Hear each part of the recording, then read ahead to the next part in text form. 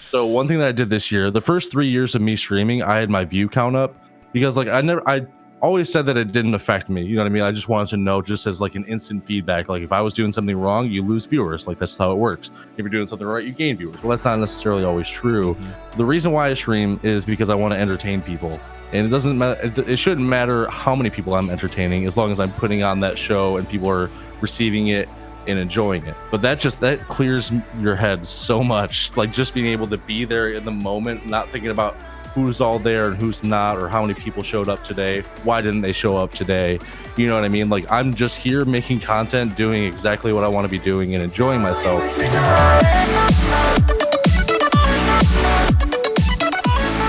What's going on, guys? Welcome back to Stream Key.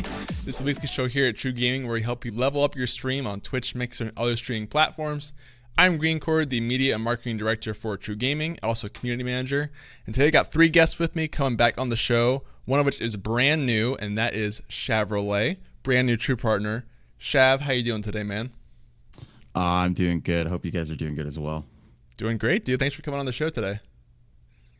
Yeah, no problem. It was a pleasure to be here, and I'm happy to finally be on after listening to the show for over a year now. I love that we're like getting people who've listened to the show now after a while and are actually coming onto the show. It's such a cool transition to see. Excited about that. Next up, Sodomi is back once again, looking really cool today. Super cool. How's it going, Sodomi? Going great. Glad to be back for what number? I lost count. Yep, I did. I tried to do that and I just totally gave up. I can't keep track of that kind of information. But you're doing pretty well, dude. I know you're going to talk a bit today about kind of your return to streaming because you took a bit of a break, coming back to it a little bit now, and have some thoughts on that. So I'm excited to talk about that with you later on today. It'll be fun if you think that's fun. Well, I think it'll be helpful at least, if not. Yeah, it'll fun. be informational, a little heavy, but should be good. Yeah. Good topic. Cool. And last but not least is Veli coming back as the constant co-host. Vel, how's it going, man? I saw, dude. How you doing, bro? Thank you. So you're doing a saw today, huh? That's how you are? Doing a saw. Blaze up. Or whatever the kids are saying. We can't now. say that yet. That's at the end. Oh, my bad. Yeah. So go back. I'm doing great. Glad to hear that, dude. Thanks for coming on once again. So if you guys have not seen the show before, the way this works is the first 20 or so minutes, we're going to talk about streaming news. And there was a lot of it this week, which is really cool. We're also going to get to meet Shav a little bit since it is his first time on the show, and re-meet Sodomi a little bit. And then the last about hour and a half will be viewer and caller questions. So you guys can actually call into the show via Discord if you want to come on the panel with us, or submit your questions in the chat. I'll explain that a bit more afterward on the news section, so hang tight for that. But to start with, let's kind of go ahead and meet Shav a little bit since you are, again, a brand new True partner for a couple weeks now. Can you kind of tell us how you got started on Twitch, what kind of stuff you do, and just more about yourself? Yeah, so I've actually had an alternative Twitch account that I still use. Kind of like I differentiate between the two accounts, who I follow, whatnot. But I've had that account since, I don't know, probably like 2014, 2015. Used to watch like really old, like prime Nade Shot streams, stuff like that going on. So I've been around as like a viewer for a while on Twitch. But what got me into streaming was I started on Mixer like last year for about 6 months, was on there for a while, took a hiatus for a few months after that, was working on like being healthy and working out and stuff again, because I was like pretty big size compared to what I was now weight size. And then I came back and started streaming on Twitch last November. So I've been on Twitch about like 7.5, 8 months now as a streamer. And that's kind of all like the series of events that got me to where I'm at now. Gotcha. And you do a lot of Clone Hero stuff, right? Yeah, it's a lot of it's Clone Hero, which is kind of like it's like a fan-made version of Guitar Hero, since they really stopped making any of the decent games for like at least 10 years now. And you can still use old guitars and stuff. Yeah. But a lot of the people, a lot of the community is pretty loving and accepting, so it's nice to talk to the people. They chart like actual songs that were never in the games or anything, so you can get pretty much anything that your taste would be, like electronic music to like country music, anything like that. So it's pretty varied, and it keeps a lot of like retention for like what you can experience, new charts you can play, stuff like that. And I do a lot of music performance streams too. I make a lot of EDM, so I'll do a lot of like FL Studio streams. Occasionally, I'll play Rocket League. I've played Rocket League with Sidomi a couple of times, so looking to get back more in that soon. But that's a lot of what I do. Awesome. I didn't know you did music production as well. That's really cool. And I have seen some of your streams before. I like how interactive Clone Hero is because viewers can request songs and you have that song list and things like that. That's pretty cool to see. But you've been around for about 5 years in the scene, maybe streaming for about 2 or so with Mixer included there, and then moving on to Twitch in the last 7 months or so overall. Gotcha. Cool. Yeah. I'd love to talk about kind of why you came to Twitch over Mixer later on in the show if we have some time, but we'll save that for now. Sidomi, can you kind of reintroduce yourself as well? Again, you've been on here a couple times before, but I'd love people to kind of get refreshed with you a little bit. Oh, you know I love talking about myself. Well, it should be easy then. Everyone, hello. My name is Sidomi. I am your sad homie, which is actually not. I should probably change that at some point because it's kind of, I am energetic. I don't know why I say sad. It just kind of stuck. Just rhymes. You're pretty happy, rhymes, dude. So let's go with that. Okay. But anyway, I'm here. I like streaming for the most part. I've been on Twitch for about 2, almost 3 years now ish, and I'm heavily involved into Rocket League. It used to be my main focus, and I've kind of switched back and forth between that, different things, taking breaks, going to there because play the same game over and over again, especially a game like Rocket League or like League of Legends, can be a lot of time into. You get a little salty, you get a little triggered, so you gotta kind of pull back before you pop. So, you want to come see some Rocket League gameplay at some point? I'll be around. But yeah, I am heavily into Rocket League. It's like the only thing I play nowadays. Right. I do love playing smaller indie titles, get like a break as well, such as Katana Zero, one of my favorite ones I played recently, along with Temtem that's coming out. I really want to pick that one up too. So, Gotcha. A little bit about me. I like bright colors, and I like, being chill, being cool.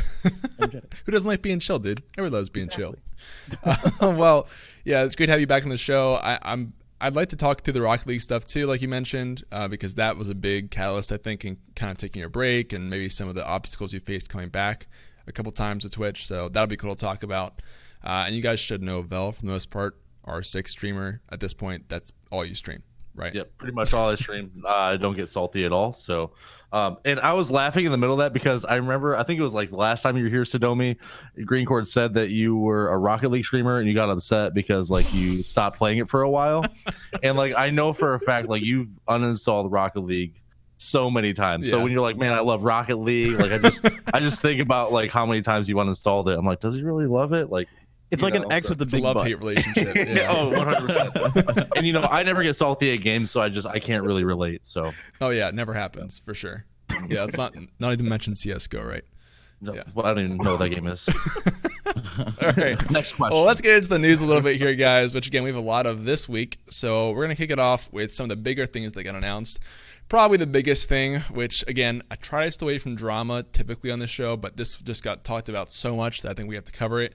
And that is the Alinity cat situation with her animals in general. But the thing that was talked about the most were the clips where she, 1, threw her cat behind her chair, and 2, where she fed her cat vodka via her mouth. And I'm sure you guys saw this if you're on Twitter, Twitch, anything. It's been talked about just to death at this point.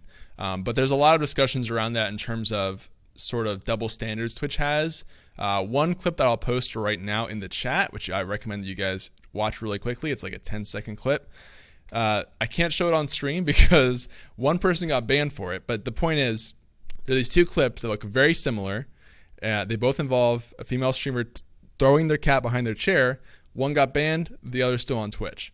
So check that out if you want to. I think it'd be cool to kind of talk about some of that problem happening on Twitch. If you guys think maybe Twitch is showing favoritism to Alinity for some reason, or if you have other things you'd like to talk about with this situation. I know it seems like most people think it was a bad thing that happened. I don't think there's going to be a lot of disagreement there, but I'm curious what you guys kind of think about the whole situation. Maybe starting with actually Shavrolet here. Yeah, so anybody that follows me on Twitter is probably annoyed at this point with how many times I've retweeted memes dealing with the situation at this point. But the only thing I would say comparing the two specifically, to go off of that to start, is that I know that the one streamer that was banned for 14 days or whatever that it was, she's not partnered, I believe, and she's actually relatively small. And I feel like that weighs in a bit to Twitch's decision. I think there is kind of a bias towards people that are more known and make them money, which as a business, generally that's where you lean towards if you're trying to make a profit, you know? And not to say that Twitch doesn't care. It's more of they have to also look at many sides from it. And I know supposedly somebody came out and said that they don't ban off of past experiences. That has to happen at the time. So I know the other clips that were coming out, like with the whole vodka thing and everything else that was going on besides the cat getting thrown initially in that clip, was just a whole culmination of things that have been happening over time, which should show you your character of you as a person anyway. But they don't take those into account because supposedly, from their perspective, if you don't report on the Twitch site, nothing's going to happen for it. So supposedly nobody's ever reported her for those clips, going by what they say. So that's kind of what you have to go off of with that. I do think something should be said about it. I think if PETA's tweeting about it, then it's probably not a good thing. And I know there was a petition going on recently this past week that reached well over 25,000 signatures to have Twitch do something about it. So it'll be interesting to see what happens in the coming weeks, but I don't know if anything will actually be done. Right, for sure. We'll have to see kind of what happens. And Twitch has said nothing about it so far, by the way. So we'll see what comes out of that eventually, if they even say anything. I kind of think they won't even mention it and just hope that disappears, but we'll see. Sodomi, what are your thoughts on this situation? I mean, there's been a lot of cases of people doing things and not getting banned for it. There's a lot of cases of people doing things that someone else did that they do get banned for. And the way I view it is, I mind you, I'm not a person who's like, oh my God, animals are the best thing in the world. They should be treated over humans. I'm not subscribed to that idea. Okay. I don't really think Twitch, I think silence is like a mixture of the best idea and the worst idea. Because if you do something, well, you know, you get backlash from Lindy herself, other people will be like, well, this person did this now. Or then this person did this now. So then you start opening the floodgates for that. And also and I'm going to shoot on Twitch here. I've heard so much from partners about how inconsistent just their own like inside partner like management is, that I'm not surprised in the slightest that something that happens to Alinity would happen to another streamer that would not get them banned, or vice versa. Just because I think they have like 3 employees for 20,000 partners, probably. They have more than 3, I would guess. I don't know. But see, from what I've heard from people, it's bad. There are partners today who got partnered in 2017 who still don't have partner managers. So the way I view it is Twitch does not really, they bite off more than they can chew all the time. So at this point, they just stop chewing. Probably better for them. Just choked to death, right? Yeah. I mean, also, you shouldn't throw your pets in general. You shouldn't throw them on stream, especially, because then, you know, you're stupid. Right. Sure. Yeah, I think you bring up a good point there in terms of if Twitch kind of gives into this social, you know, whatever you want to call it, just crucifixion basically of Alinity, then you have all these other situations where, oh, this streamer did this thing, let's get him banned. We can do it. We did it in the past, right? So that is dangerous. But I also agree with you in that being silent is also dangerous, because one thing that got brought up is Twitch put out a post a while ago about like an update to their community guidelines and saying like, hey, hold us accountable for this. Please make sure we're up to the standard. And that seemed very ironic in light of this situation, because they've gone completely silent. But I don't know. It's just a tricky situation. Vel, what are your thoughts on it all? Like, I guess I understand if it's something that's already happened and they can't do anything about it now. Like, if it never got reported, like, I get that. But I mean, the least that they could do is like at least make a statement, you know, about it. Like, they don't have to ban her at this point. Like, I think that they should, you know, at least like a temporary ban of some sort, just to, you know, like say like, hey, this, you know, don't do this anymore. But like, from Twitch's perspective, I think that they should just put out a statement saying like we don't condone any of this kind of stuff, and like, you know, just say something about just say something. You know what I mean? It doesn't have to like lean any specific way aside from like, hey, like that wasn't cool, basically. You know what I mean? But yeah, I think I understand if they can't really do anything, any sort of like actions against it anymore. Which really sucks because the vodka thing, in my opinion, was way worse than the yeeting of the cat. Yeah, I do think that she threw the cat, like clearly she threw it, but the vodka thing is just, man, yeah. Yeah, I actually agree with that. I think people seem like they got really upset about the throwing clip. I'm like, there was definitely some force there, but Vince and I were talking about when the show started. The cats can land on their feet. They jump off very high things. So I don't think that was like, she shouldn't have done it on stream, obviously, but it wasn't the worst thing in my opinion. The vodka, like, it almost borderlines like on animal cruelty. Yeah, exactly. Yeah, for sure. So it can poison the animal. If it was a dog that she threw, like that's a different story entirely, because dogs obviously don't, you know, land on their feet most of the time. So they're very clumsy. But like, yeah, but yeah. So that's just kind of my stance on it, I guess. Gotcha. I'd like to chime back in for a second too, if that's cool. Sure. Yeah. Go ahead.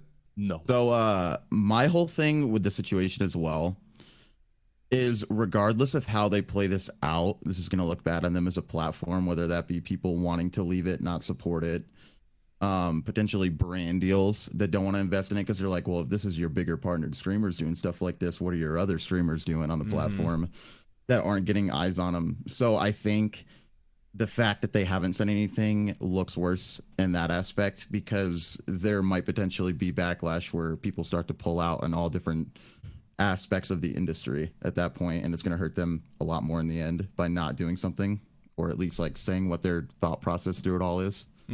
Yeah, like they're not going to be able to just be silent forever on this kind of stuff if it keeps happening, right? Because then they're kind of just silently condoning it and saying it's okay at that point.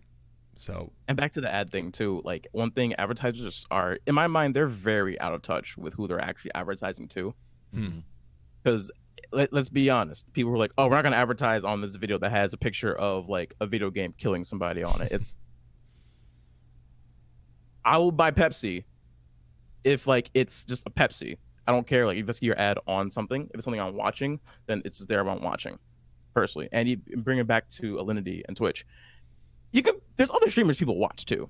So just pulling out just because one streamer does something does not really send a message that, hey, you're advertising to, this is my opinion, I'm not an advertising expert at all, but you're not advertising to, go ahead. Yeah, I was just going to say, like, I get that. Like, in an ideal world, advertisers wouldn't be so hasty to pull the gun because of one situation, right? In a sea of different people. But like the PewDiePie situation is a good example when, you know, Disney pulled out of YouTube completely because of what PewDiePie did on one channel. Like, one large person can create waves of impact on other people that had nothing to do with that situation in content. So, I don't know. It's tricky, though. We'll see what kind of develops, and we'll keep covering it if anything does develop, if Twitch responds. Again, I don't think they will personally, but you never know. Next topic is less drama, more actual news. So first thing is Twitch got a search update, finally. It's not the huge update I was hoping it would be, really, with the search, but you guys will notice now if you search for stuff on Twitch, you get some different options. It'll actually filter through keywords, sort of. So if you type, you know, Sodomy or Velok, it'll come up with channels that have that in the title. Instead of just giving you like auto-completed suggestions, it'll actually take you to a search page, and you can go down just like YouTube and look through different channels, different VODs, different things like that. It's kind of cool. I don't personally think it's a huge change because they haven't really pushed it at all or encouraged people to use the search feature, unlike YouTube, where search is a big part of the platform, right? And you're constantly searching for stuff on YouTube. It'll autofill keywords for you. Twitch doesn't have any of that just yet, but at least it's something. Did you guys have any chance to play around with the search feature at all this past week or see differences from it? Sodomy, you did? So one thing I like about it is if you search by a channel, you can see when that channel was last live as well. And I kind of like that. It kind of gives you a bit of chance, like, okay, is this the actual channel? Is it active? It's nice little information that I don't think was public before, without having to like look for it yourself in a way. Yeah, you just see the last VOD or something, basically. Yeah, if they have VODs on. Yeah, that's true. Hopefully they do.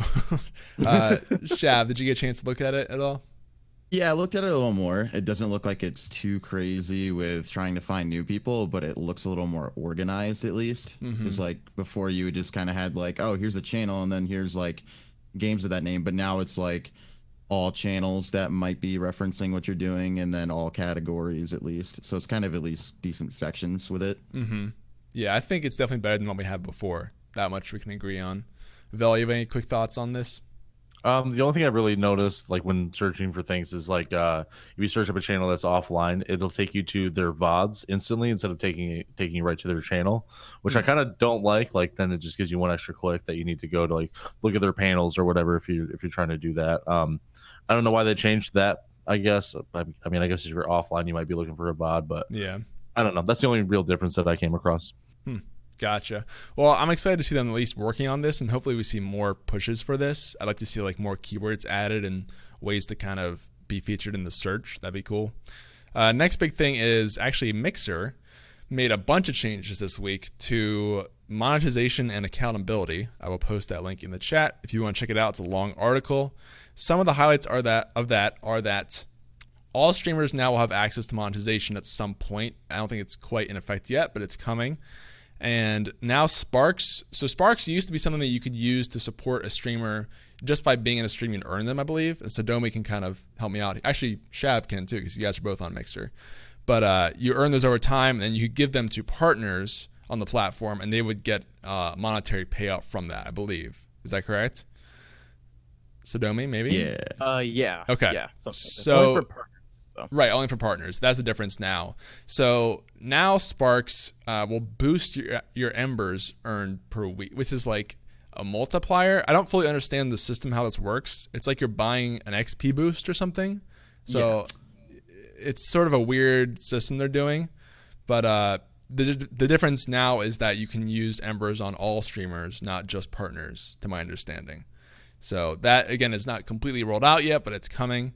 And then to go along with that, they're making a bunch of changes to accountability in terms of new moderator updates, a channel review system that's being added, all sorts of, if you see something wrong with the platform, you can report it, whether it's a streamer, a viewer, anything at all. You can kind of hold that accountable. So I'd like to hear from Sodomi and Shav on this because you guys were both on Mixer at one point. So Sodomi, what are your kind of thoughts on hearing about these changes? Mind you, I'm not partnered on Mixer, so I have a different input than other partnered people. So one thing I've noticed about that is, quite frankly, if it doesn't seem that, I'm not sure why they did. I know why they did it, but it doesn't seem like a good fit. I'd rather just kind of make it just not monetized at all, honestly. Because before, when I was using Sparks, I used it as like a kind of, everyone has their own like currency system in their streams. Kind of like that, but this way it's kind of site-wide, so you can spend it wherever you want. And the way I viewed it was kind of a way to measure engagement with the stream, and kind of like keeping it strictly as that. Because this whole Ember boost seems kind of, because people were grinding, like just leaving up the Mixer, the Mixer streams just to get Sparks. Sorry, I get confused on them too. I'm not super familiar with Mixer. Anyway, so getting to the Sparks, and so it's kind of just felt like empty. From what someone told me too, like empty viewership. Someone leaving your stream up on Twitch, get that extra viewer, and to me, I felt that was kind of. I don't like that personally, because I think it's just kind of pointless. Like save your RAM, save your bandwidth. Just a number, basically, right? Yeah. Yeah. I gotcha. That's fair. One thing that we saw, so Anatlas is a Mixer partner, I believe. She's on a bunch of platforms, but she does Mixer as well. And she was actually pretty unhappy with this because she feels like no one will ever use Sparks now. I'm trying to keep those two straight because they confuse me. But yeah, because it's just a multiplayer now, and you have to buy them, right? Is that correct? Sparks? No. You get Sparks. You buy the embers. Yes. Okay. Gotcha. Interesting. So now there's kind of no real reason to farm them, right? I mean, yes and no, because you could still use them for like the cool chat things. That's true. Like the animated chat things. And then if you really want to support the streamer, I think I saw for the stats of it, it was you get between 5 and 20% increase in the revenue you get from Embers based on the amount of sparks that a streamer gets per week. So if you're really into like supporting streamers, which a lot of like diehard viewers are, then I could see a lot of those people doing it. But I feel like a lot more people doing that kind of thing are going to be like other streamers going to other streamers being like, hey dude, here's some sparks, boost you up, that kind of thing. Interesting. Did you were you on Mixer when Sparks and Embers were on there, Shav? No, so I was on there with Sparks. I don't know how heavy their monetization was with them when I was on. I know it was definitely still only partners because it was, I want to say it was last year from like January through May I was streaming on there, maybe something like that. Like I've got a pretty high level on there. It's like an 84, which is you get like anybody that doesn't know, the longer you watch streams, the more you rank up from your Sparks. So you get like a level. So it kind of gamifies watching too. But there was never really anything too crazy to do it for. Like they didn't even have the animated chat things or anything like that. They just had like a special sticker you could put in. But really people just use the Sparks for the interactive like embedded buttons. Like I know like Snoop had a lot of his up. You use them for those. So. Yeah, there's some cool stuff on there for sure. Vel, you have any quick thoughts on these updates coming to Mixer? Mixer is confusing. I agree. I've tried to watch Mixer before, and like they're doing a lot of really cool things for their streamers and their viewers too. But it's just for me. It's just I don't like watching those streams. Nothing against the content creators at all. It's nothing about that. It's just the overall layout and feel of Mixer is just so different for me because I'm so used to Twitch that like I don't really know too much about their platform, and it sucks trying to learn about it because it's really confusing to me. Yeah, I think you also get attached to your current platform, right? Or whatever you've been on the longest, and that definitely even like small details. Like so I guess that is kind of like how like used to Twitch I am. It's like just the small things on there. Like I think that like the window for the streamer is like too small. And I don't want it full screen. I just want it bigger than what it is, and like that seems to be difficult. Just like little things like that I don't know. So yeah, I guess I'm just too used to Twitch, and I'm like an old man now. So and so on Streamerville. On the Mixer to counterbalance that, I actually think I like Mixer more than Twitch personally.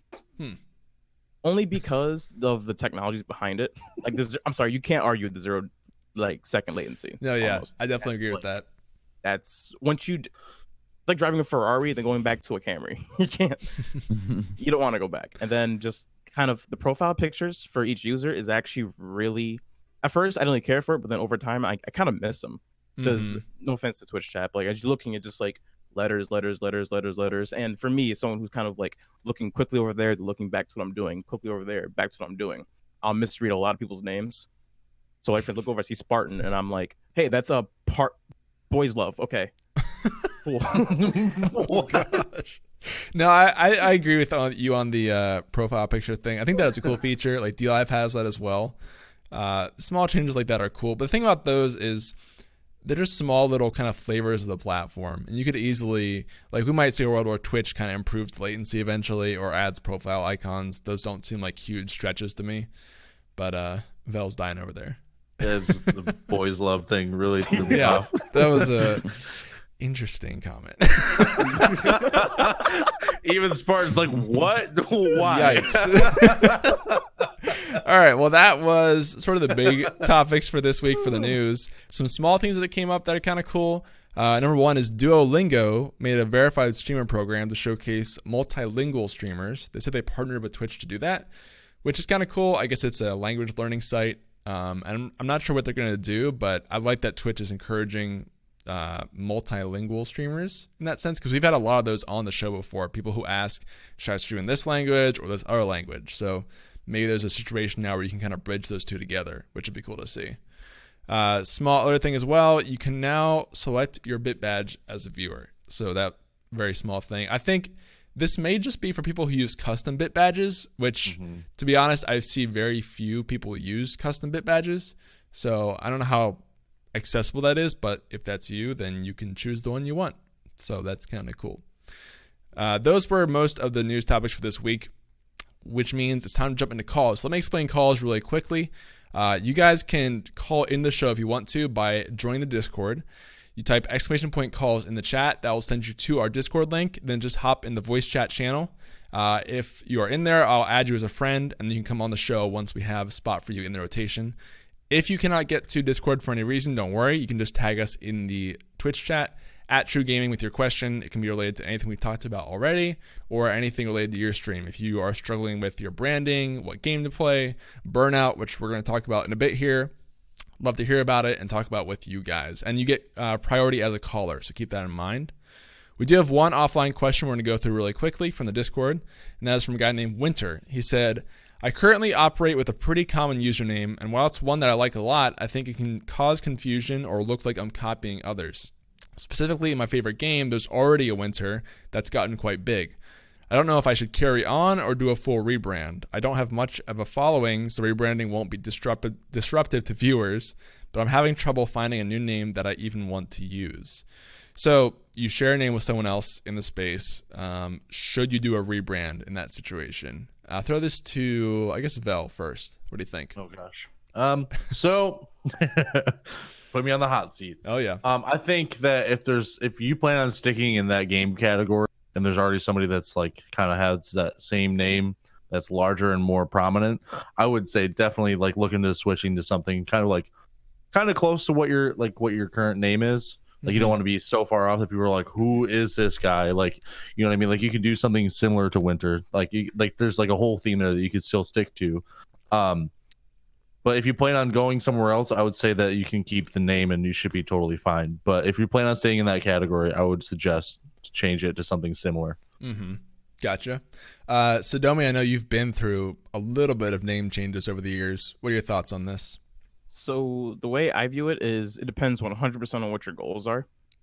If you want to have your own identity and be you, then I say keep your name so it's you. But if you're not attached to your name that much, then I say changing is not going to be the worst thing in the world. So for me, like my name's Sodomi. If you Google that, you either get me or you get Bitcoin mining fraud sites. What have you been doing on those sites, Sodomi?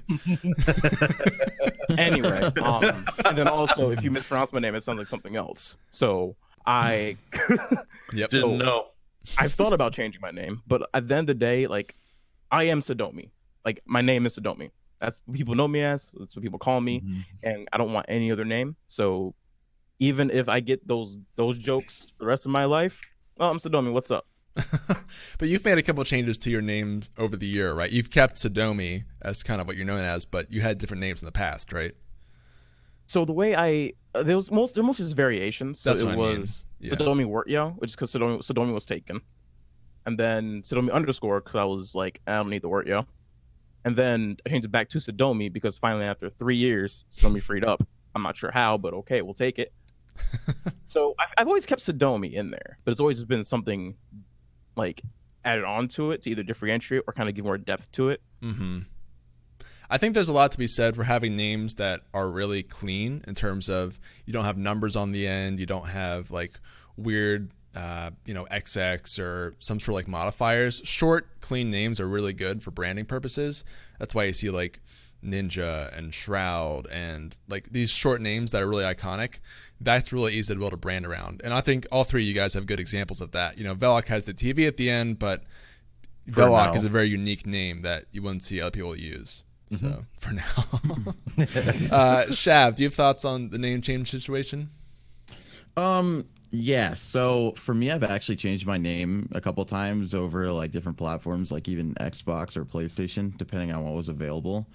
So mine's always been with the base of Shav or Shavy, because that's like a real life nickname based off of my name in real life. So it's not like it's something too outlandish to where I can't associate with it, regardless of how you say it. And where I got Shavrolet specifically from was like freshman year of high school is when I started getting into DJing and music production and stuff. And I didn't want exactly just like Shav or Shavy for it. So I was like, oh, you know, Shavrolet kind of just comes off the tongue pretty nice. So I went to that. But anytime I've ever had like a name like on Mixer, I was like X Shavy, like, you know, your Call of Duty sniping clans. You just put like the X in front right there. That's what I had one of those because they didn't have Shavy. I didn't think to do Shavrolet. I have Shavrolet over there now too. And then when I came over to Twitch, I was like, I'm just gonna make this my like name for everything. So I think the big thing would be, if you really like the name, try to use it as a base for something else. Maybe combine it with like another word that will describe you or differentiate you if you really want winter in that name. And then kind of go from there if you really like that as a base of your name and identity. That's a great example. And actually, he asked us in the Discord, and someone suggested changing it to wintertime, or I think maybe he was playing out that idea. So that's the same thing, right? Kind of variation of that word that you like. And that's actually how I got my name too, because I like green a lot. Green was taken, so Green Cord became the name. So I think that's a good way to kind of find something that's still true to you, but then make it more unique. It's something that's not going to be shared by other people. So I like Wintertime. I think that's a good name personally. And if you have the option, I would go for that. But thank you for the question, Winter. Appreciate that. We have a lot more coming in now. We have 2 callers. First one is going to be Mr. Pure Instinct. So I'm going to go ahead and add him onto the call. He is another True partner who actually hosts True Talk, which was on last night. So I'm going to go ahead and add him on right now to the call. MPI, hello. Hello. Hey, man. How's it going? Good. How are you? Good. Thanks for calling in today. Oh, we get video There we too. go. I don't know why my camera wasn't on. Sorry. All good. What do you want to talk about in the show today? So yeah, I'm gonna kind of bounce off that last question about renaming. So I have been taking a bit of a break from Twitch as well, similar to Sodomi.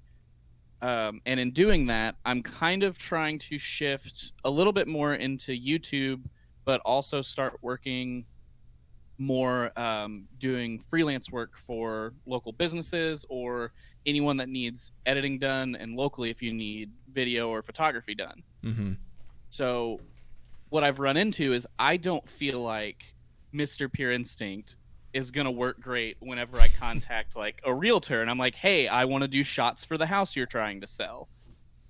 So I'm trying to figure out, should I leave my name the way it is just on Twitch and rename everywhere else and then have this like weird offshoot thing for Twitch? Or should I shift and kind of move into more of a personal name everywhere, to kind of make everything I do be something that could add to portfolio, resume, or just show work that I've done? The idea that I kind of have is for the freelancing and work side of things, having maybe my first name with middle and last initial and media following it or something like that. And then maybe for Twitch, I could just take like my first name, which is Spencer. I think almost everyone knows that at this point. It would just be like Spencer Streams. Something simple, but it still kind of fits that naming, because Instagram, Twitter, and YouTube are definitely going to have to switch to that more personal and professional name, I think.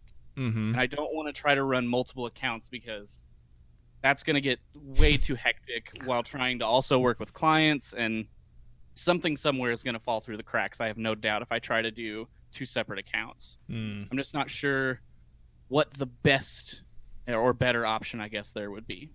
Sure. Yeah, that's a cool question. I think especially thinking long-term with content and move me on Twitch if you want to.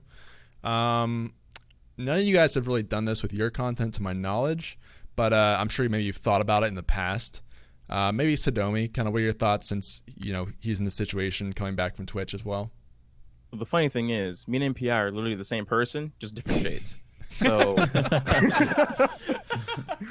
so what I was actually thinking of doing as well was, or rather what I think MPI should do, and it's different for me because I use Sodomi as like my name. So, if you don't know that, I actually go as Sodomi like IRL with a lot of people. Like I have my name, then my government name, which, government. So what I would do is take your mesh them together, but in a more professional way. So maybe like Spencer MPI or something, because people who know Mr. Pure Instinct or MPI, they know what the MPI means and know your first name Spencer. People who are more, not into the whole online like alternate name thing, they know the Spencer MPI, they'll assume MPI means like your business or something, which stands so this way. The way I look at it is MPI is just letters. People look at letters, they don't question the letters. so they That's kind of what I was look at the thinking. Like, letters. that was my other thought, is like shifted into like MPI media, but then like whenever I do like my own YouTube channel or my streams, just be like, hey, my name's Spencer. Like, that's who I am, but I'm under the business name all the time. Yeah, just like Green. A lot of times he'll go by like Ben as well, and not just Green, or his full name. Right. No, I think that's a cool idea, keeping the acronym, because I mean there are a lot of examples out there like that, where you have, I can't think of any off the top of my head, but 3-letter name media. That's definitely a common thing. I'm curious what you guys think as well, Shav and Vel. Maybe starting with Shav. Well, here's my first suggestion. Have you maybe like tried toying with just dropping the Mr. off and just run with Pure Instinct? Because that could be translatable to literally everything. Like Pure Instinct photography, Pure Instinct video editing, whatever you want to do. That could go with anything you want to do, and you're not losing too much identity doing that as well. Makes sense. Hadn't thought about it that way. That would be a good one to start with, I would feel like. And then other than that, like, just find other ways to tie it in, but definitely toy with the idea of Pure Instinct and try to go from there. I think that'd be a good one for you to try to look at. Okay, that makes a lot of sense. For sure. But I think overall, just trying to translate it to other things, you definitely want the consistency. So whatever you figure out on one thing and you like the most, I would put that for everything else as well, is what I would try to go for. Yeah, and that's kind of what I've been running into, because I feel like Instagram or Twitter and things like that are going to fit like perfectly with more of a personal name, like my name that I would introduce myself as to everyone in the world. And then Twitch can be that kind of like different style naming because it really fits Twitch, but then it doesn't feel like it fits as well everywhere else, if that makes sense. Yeah. Gotcha. Yeah, so yeah, I mean, you could tie in your name with it as well. People use their first name, or I mean, I use a variation of one of my names as my branding. So it's not completely out there for somebody to use their name for branding. It's just how you want to do it and how much personally you want to put into it from your own name and stuff like that too. So that's a lot to take into consideration. Like, do you want people to be able to easily figure out information on you? Like, do you not care so much about that? You just want like a good brand name? That's a whole bunch of factors you have to put into it while you're thinking about it. Right. I think you should also know that I don't know that your Twitch channel has to factor into the same brand specifically, because I don't know that you're going to get the same audience watching, being part of your media for like clientele as people who are watching your Twitch stream. So I think it'd be okay even if you keep your Twitch channel as is and create all your other stuff towards a personal brand if you want to. Sort of up to you. But actually, Vince, who's the producer for the show, wants to chime in on this topic. So I'm going to let him kind of talk, because he does a lot of graphic and video design as well. I think here at True and outside of that as well. So I'm sure he has experience. Hey guys, how's it going? So this is like one of the few topics I do want to like actually jump in on, because it is something that I actually have went through before. So a long time ago, maybe like back in like 2011, 12-ish, I used to do YouTube videos, and I used to do a lot of group YouTube videos. That was like a big thing back then, is like you would find like your little group of recording buddies and you'd all share content in that sort of way. And I also did a lot of freelance graphic and video editing stuff way back then. And one of the things that I struggled with was the same issue, where I had a brand name, but I also had my real name. And it was a very weird thing where like I feel like it would have been a lot more professional to just use my real name when it went out looking for clients, or when clients contacted me, because it felt weird them calling me my in-game name at the time. And it eventually got to the point where I just decided I'm going to just use my real name for everything. Literally everything. I didn't Twitch stream, but I kind of just didn't really use a gamer tag on my YouTube channel. Just kind of referred to myself as Vince at all times. I used my website, which was literally just my name, Vince DeMace, and I got to the point where I kind of just dropped like any sort of name branding of any kind. I just used my name for everything. And what I'm getting at is like, if you do decide to use your name, and if you are going to attach your Twitch and your YouTube channels to it, you have to keep in mind that eventually you're just going to kind of lose whatever name you want to use, I guess is what I'm saying. Like, you're going to end up just using your real name for a lot of it, is what I'm saying. And when you start getting more and more clients, they're just going to start knowing you as your name, I guess. Mm-hmm. So I guess what I'm trying to say is like, if you're going to, you know, if you are going to plan on using your real name, if that's how you feel like is going to be more professional for you in the future, just know that either you have to separate them, your Twitch channel and your like freelance business, or if you do keep them together, just know that you are going to have to drop one or the other eventually. You can't go by two different names, in my opinion. It's not gonna work, because people are going to be, especially clients, are going to be very confused. Why is this guy calling himself MPI? Why is this guy calling himself Spencer? It's like it's very disorienting, I guess. And I guess my advice would just be, eventually you will have to choose one. I can't really help you choose one, unfortunately, because that's sort of like a you thing. That's what do you want out of this kind of thing? Because people who aren't related to gaming, companies that aren't related to gaming and Twitch streaming, you know, they don't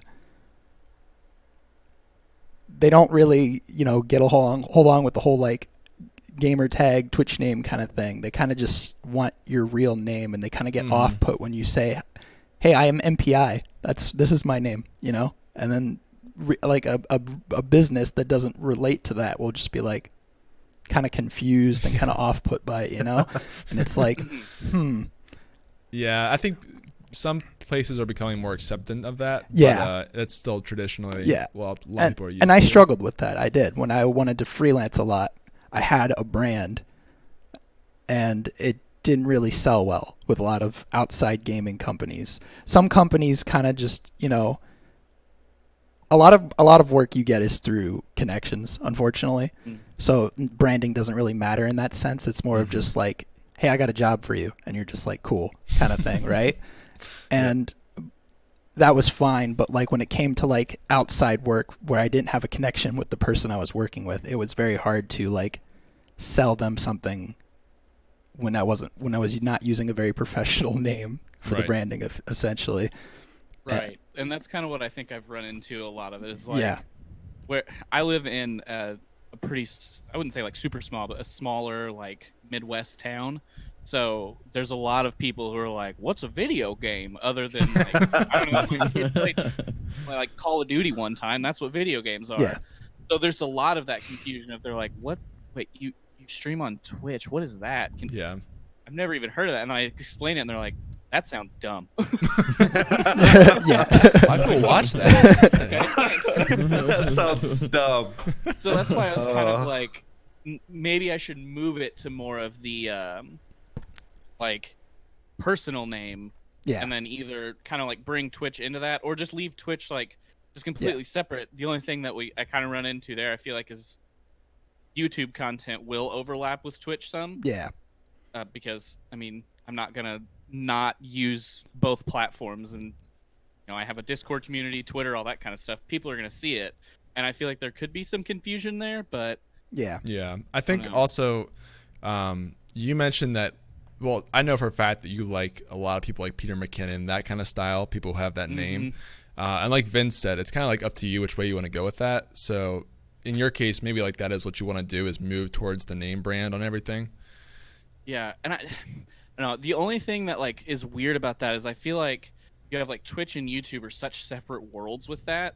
Twitch, you try to be like as anonymous as humanly possible, and then you have YouTube, and guys like, hey, I'm Peter McKinnon, I'm Casey Neistat, I live in this city, here's my address, like come hang out with me. Whereas my whole life. Twitch, you're like, why not do something like what Gary Vee does? You know what I mean? Like that, like the name Gary Vee, like is on all of his platforms that he has, and it doesn't give out too much information. Like if you don't want to, you know what I mean? As far as like social media and stuff like that, like it's literally just Gary Vee, and it's clean, it's usable on pretty much anything. You know what I mean? Like if you were to start streaming on Twitch, which I think he actually might have a Twitch channel, like Gary Vee kind of still fits on Twitch. You know what I mean? But it's professional and clean enough to be on any business card, anything like that. You know what I mean?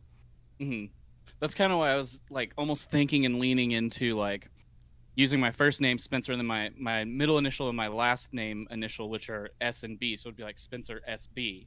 And then on Twitch it could be the same thing, or it could even just be like Spencer Streams, so that way it's still my first name and it fits. But it's, you know, this is what we do on Twitch. We stream on Twitch. YouTube, we could have, you know, 9 million different kinds of videos and content or anything, and also, you know, talking to a client, I just be like, my first name's Spencer, and then if they have questions about what the other two are, I'm like, it's my initials. Right. Yeah. Just to kind of fit, so it's social media sounds more professional than like Mr. Pure Instinct does, and that way, anytime I tag a business, like if I work with somebody, obviously I'm going to post, you know, their work that I've done. Yeah. Either in the portfolio and even on Instagram, just like a quick snippet of it, like check out this, go to their channel to see the rest. And then that way, if they tag it with me in it, they're not like, well, I don't know who this guy is, but that's the account he gave me.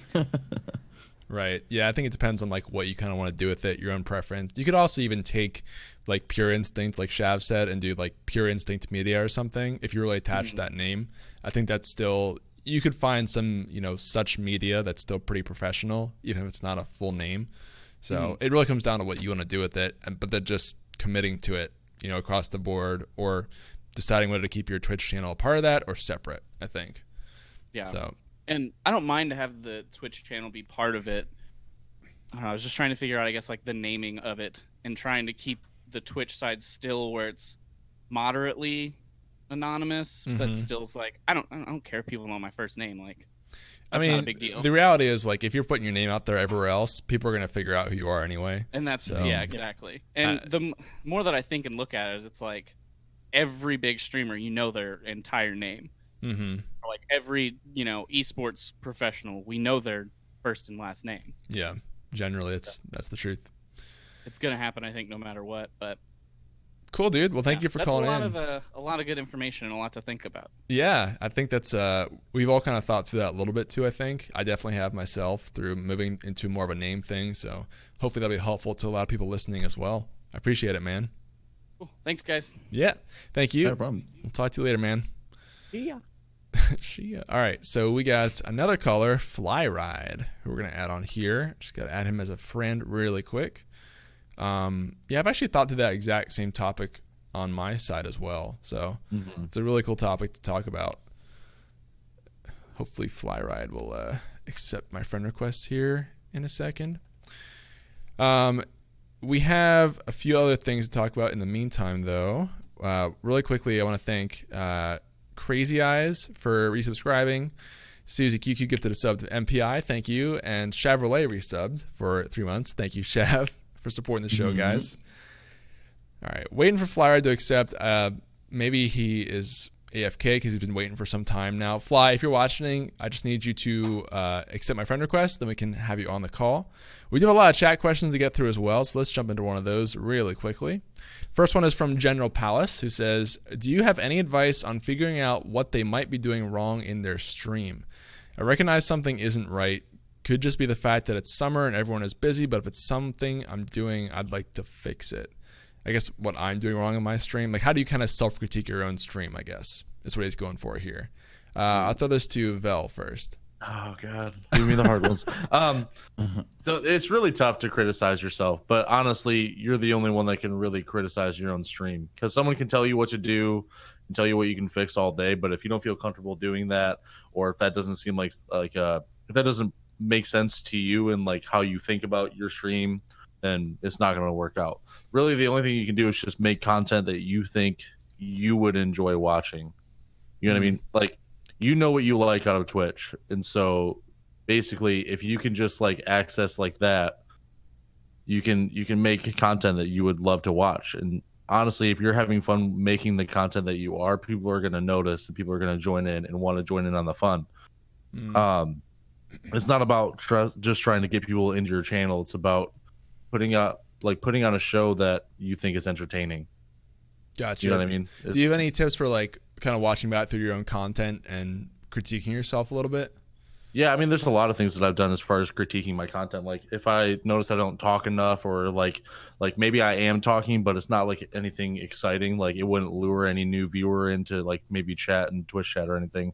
It's just a lot of what I realized honestly was how I'm perceived. You know what I mean? Like so I might be having fun, and this is something that I worked on a lot. Is like I might be having fun, but I could be totally straight faced because I'm focused. You know what I mean? Or I could just be, casually playing a game, but I'm having a blast. People would think that I wasn't having any fun playing it at all. Well, if you're having fun, but people don't think you're having fun, then they're not having fun. Like you have to show off that you're having fun in your stream. You have to show that you're having a good time. You have to have like this confidence about you. There's a lot of things like that, just confidence and just expressing, like put on a smile, laugh a lot, like just like have fun with it. You're putting on a show and you should be having a blast doing it. It should be content that you really enjoy creating. And if you can capture that, other people will see it and people want to join in. Yeah, it has to be enjoyable for them too, not just you, right? I got you. Absolutely. Shav, what do you think about kind of self-critiquing yourself and self-improvement? Yeah, so I actually try to check in with myself like every 2 to 3 days. I've been doing this since like January. Like January is about when I started taking it super serious. And as specifically for VODs, I have a general rule for myself that I shouldn't be silent for more than 10 to 15 seconds. I should be at least commenting on the game, if not talking or commenting on somebody else in chat every 10 to 15 seconds. And if I'm watching a VOD back, I'll do like 5-minute segments. If I'm watching a VOD back and there's like 2 to 3 times that I'm doing that within 10 to 15 seconds where I'm like silent and haven't said anything, then I'm like, I make a mental check. I'm like, okay, I need to start talking more. Especially with a game like Guitar Hero, it's heavily reliant on you able to tell stories, pull stuff out of thin air to try to talk about on the spot, or make sure you're engaging enough with chat to talk to them. Like I have a chat box on my screen, so as soon as somebody says something, I'm responding like as I'm playing. And a lot of people like see that as intimidating, but you can realistically do that with every game. I use the same chat box for like Overwatch and stuff like that, or Rocket League. So if somebody's saying something, even if I'm intense in a game, I see what they're saying, and even if I'm not responding within that second, I'm responding within 5 seconds of them saying it and making something like that. Like chat interaction's like huge for me, and I feel like that's where a lot of people kind of don't think about, because they're like, oh, well, I responded to this message within the last minute, and it's like, well, a lot of people want you to respond to them within 5 to 15 seconds. Yeah. So that's a big thing. As for like seeing if there's a way to see if you're doing anything wrong, if you have a standard schedule, even if you don't like looking at numbers, look at your analytics from the dashboard of like your times where you're lowest in viewers and like chat interaction, or even use like one of the websites like Solinome. Solinome's really good for like huge breakdowns in analytics. Look at your times during your stream and see if there's a consistency in time, or if there's like a time in your different VODs, if it's different times, and go watch that part back and see what you're doing. And based off of that, because sometimes it's just a time of day. And other time, and if you're in a consistent schedule, you're going to see that same thing every day. Like I know roughly around my peaks are like 2.5, 3 hours into a stream if I do a longer stream, versus like if I'm sporadic with where I'm streaming, then there's not really a way to gauge that besides watching back your VOD based off of where your viewer numbers and chat engagement were low. So definitely look at analytics, even if you don't like it or it looks daunting. Reach out to somebody and be like, hey, how do I interpret this? And kind of do it that way, on top of like checking out your VOD and doing like mental checks on yourself too. Yeah, I think looking at the chart of your viewership is actually good to know where you're doing something wrong potentially. Unfortunately, it doesn't really show you where you're doing something right, because like you doing something really good in a stream doesn't really bring in new people right away. It's more of how they find you, but it will show you a good sense of why people are leaving. If you watch, okay, I lost 5-10 viewers in this 5-minute span. What did I do in here that could have caused that? Should I look at change that maybe? You don't have to, of course, but at least like you have to know why it's causing that, and if there's something happening there, or if it's, just a slow day or something and everyone's got to go eat pizza. So, Sodomi, what do you think about self-improvement, that whole process? So I have a few things for all self-improvement. The first thing is, don't judge your numbers based on a day. Judge it based off of a longer period, like 2 weeks. Because one day could just be someone had to work late, someone didn't want to watch a stream that day, which is totally fine. That just happens. Some days you don't want to watch CSI. You want to watch Pokemon. Okay, it happens. And also when you're looking to improve something or see what you can, watch your stream, but don't watch it. Turn it on, turn the volume up high, go clean, go do something else. And every time you go to look back, take note of that and take note of why you looked back. Gotcha. Because a lot of viewers like are multitasking while they're watching stream. I know about 0% of people who are looking at their stream just like this. That's me every time, actually. Yeah. Unless you're green, but green he does that. So I have poor eyesight. You understand? Yeah. No, I think that's a good point. Looking at like a longer term span than just a few days, because I mean, it definitely is easy to have one bad stream and feel really bad about that, right?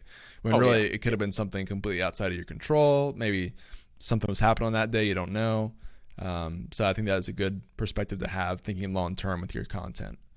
Yeah, and think yourself as a viewer too. Think of your favorite streamers. Do you really watch them every single day, every time they go live, every single time? Maybe not. Like I'll be like with Vel's stream, whenever he's on, I try to stop in. I lurk sometimes, or if not, I'm like, I go to work in 30 minutes. Okay, I'll just not bother and go get ready for work. Mm-hmm. Like it just think of it's TV. You're not going to watch the same thing all the time just because it's there. Some people do feel like guilted into watching. Which is a thing. But for the most part, it's okay if people don't come day to day. As long as you kind of feel like they are satisfied with what you bring to the table, and as like time goes on, they're enough, which is different from most people, but enough, then I think you don't have to worry about that. But and another thing to go on to, if you have time, which if you don't have time, stream less. Look at someone else's stream and find a stream that's better than yours and figure out why it's better than yours. And then take that and be like, how can I make mine better? Yeah. Or better than that. Stealing ideas. That was like episode 5 of this podcast with you. Yep. I would also say that if you're only streaming for an hour or two today anyway, there's not much to go off of. Like a good sample size for somebody to see you as a streamer, and generally for like most of the people I've seen that are pretty quality streamers, they're at least 3 hours per stream. Like my rule of thumb is if I can't stream at least 2.5 hours like beforehand, then I'm just gonna be like, it's probably just not a good idea if I do it today. And that, I mean, obviously people do it different, but if you need to tone it down to where like, okay, well I can do 5-hour streams, but I can only go 2 times a week, well then do it. Otherwise you're doing like 5 1-hour-long streams, and that's not doing much for you, Yeah, So, for sure. So Vel's dying from something there. The stream, man. I think you missed it. Oh gosh, I guess I did. Vince just zoomed in on your face. The whole screen. Oh gosh. No, I agree though, Shaw. I think it is good if you have the ability to go longer with your streams, that's always going to be helpful to a point. I think if you only have the option to stream for like 1 hour a day, a few days a week, then do what you can. But obviously you can look at optimizing that a little bit if you have different options on different days.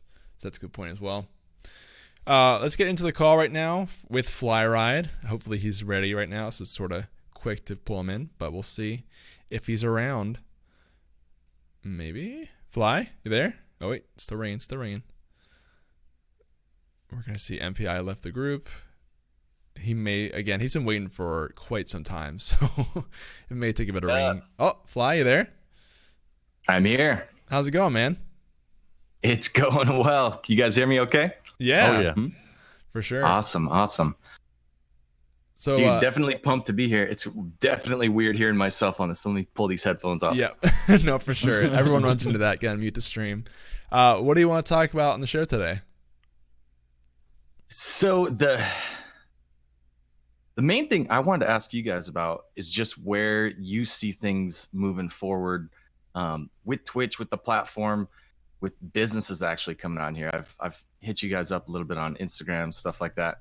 What I'm really interested in is like all of this stuff has been really amazing for my business specifically, but I don't see anybody else doing it. It's such a gamer centric thing, and you guys are all on this like entrepreneurial topics today, talking about Gary V, branding, your name versus your brand. All that stuff is like, it's right up the alley of a business owner that wants to get in front of more people and kind of share, what they got going on with their business behind the scenes, but like very real and true. And I've got people around the world that I've only been on Twitch for a month, but people are like donating like cameras and getting in the stream from all over the place. It's been amazing. It's been the coolest experience ever, streaming like 60 hours in the last 25 days as like a new streamer to Twitch. It's the best. It's like I haven't seen anything like this, and I've never heard anybody talk about like non-gaming business on the platform. Everything you guys are talking about is very business centric, even though it pertains to guys growing like their own audience, in the Twitch community. But Twitch is dope, dude. It's such a different community compared to YouTube comments, which I actually would say, contrary to what was said earlier, is like it's flipped. Like, dude, YouTube is ultra anonymous, and you got like, Gary Vee's always talking about like Johnny Pants 27 talking crap on your video, right? And then you've got these guys in stream that are just like asking you questions, and they're there with you, and right. It's huge to me. I think MPI's comment there was more on like the creator side, because a lot of YouTube creators are very open with their lives. Whereas I definitely agree that YouTube commenters can hide behind that wall of anonymity. That's a hard word to say. So do you have a question specifically, or just want to talk about kind of specifically just like, I wrote down, I did bring a couple questions. And so for me, I have a bunch of non-Twitch guys that are now on Twitch, and they're watching the stream. I'm like, what's a good crash course as the guy kind of leading them along into Twitch and saying like, here's the community. There's a whole culture. There's all this stuff involved with Twitch that they're new to, and they're literally just coming on the platform to follow me and what I'm doing. And then I look around at all the other streams, and it's like, there's such like everybody's already got that built-in know-how. Right. And so I'm curious with you guys, like what's a good way to kind of introduce people to the platform, even though it's not gaming content, it still seems to be very much the same, the same kind of tactics. Sure. Are these people that are just sort of watching you, or people that you kind of pushing towards streaming or interested in streaming? What's the situation there? So I guess the easiest way is I do YouTube videos. I have online courses. I teach how to do custom automotive lighting. So it's like, Twitch is perfect because there's all the blue colors and like I got the background on my man down here, and he's got the blue and the red, and that's like very up my alley, and I teach people how to do that. So when they're watching on Twitch, they're seeing the behind the scenes, me literally working on cars, switching between cameras, and got the stream deck where I'm going room to room, and like a wireless mic and all that. They're coming into this and they have no idea anything about Twitch. They don't have an account. They don't have anything. And I'm looking at it like, damn, I need to make emotes. I don't even know about this world myself. So these are people who are already sort of watching or following you, but are coming to watch you on Twitch the first time. Is that right? Yeah, they're coming over from YouTube and Instagram and stuff like that, which is a completely different live experience. That's generally just like a little webcam, and you're looking at somebody's face at their computer, and that's all there is to it. Twitch, at least you've got the overlays, and you've got multiple different, you're showing your screen, you're showing your face, or you've got guys like Alpha Gaming. He's switching different angles with his nice, DSLR cam, or the full frame cameras. Like, so I'm kind of emulating that, but then being like here's a carbon fiber car, and I'm pulling the bumper off. Oops, I just scratched that car live in front of a bunch of people. Like, gnarly stuff, but it's actually real, and they're getting to see it. So I'm kind of like, that's what I'm bringing to the table. But then they're kind of sitting here like, what do we do? Like, what is happening? Like, how do we interact? And gotcha. It's like uncharted territory for me. I'm curious what you guys have seen outside of gaming on Twitch, or where a good example of somebody else doing this is. Sure. So yeah, go ahead. Yeah. So at my job, I tell people all the time that I do, stream on Twitch. And the first thing I'll always say is I never say I stream. Don't ever say stream. That is a dangerous word, because people who don't know what Twitch is, streaming means Netflix. Streaming means Hulu. Right. So what you want to do is say you broadcast, because that thinks of TV. Sure. YouTube, things that they know they can, put through it. And you always kind of want to open up with the same kind of canned line. I always do So I broadcast on a live internet platform. One, sounds professional, and two, kind of easier to like make it work, like kind of connect the dots in their head. So once you do that, you want to kind of walk them through in a very basic way, as if it was a TV show. Gotcha. 95% of people know what TV is. So as long as you can tell people like, hey, this is a TV show I do that you can interact live. It's like a news channel, but instead you can type to me and I'll respond. I can see your chat, and then we can have interaction through that. It's a really cool experience. You can check it out. Here's my link. Just click on that link and it'll come up when I'm live at these times. I like that. Vel, what do you think about this? I think it'd be tough, but I mean, I would say like, calling it a broadcast is, definitely very useful. If you're trying to get people to come over there that just don't really understand it, just, let them know, like they can come over there, watch you do your work, get a little bit more in depth, a little bit more in depth with what you do and kind of behind the scenes and everything. And, as far as like keeping them entertained over there, it's just about keeping the conversation going. You know what I mean? Like they don't really need to know too much about what to do over there if they know to at least type back to whatever you're saying. That'll keep them engaged. A lot of what you guys were saying earlier with just, like talking and not having those gaps of time. I'm literally doing like soldering wires and doing like super weird nerd, like intricate work. But the problem of being like focused and not saying anything is just the same as if you're playing a game. Yep. So like you guys have been giving me advice this whole stream as it is. But yeah, I guess the other thing too with like any other tips for breaking things up where you're interacting with chat more, any like tactics on that where you're doing what you're doing and then you're switching back to chat and kind of bouncing back and forth. You guys got anything going on that?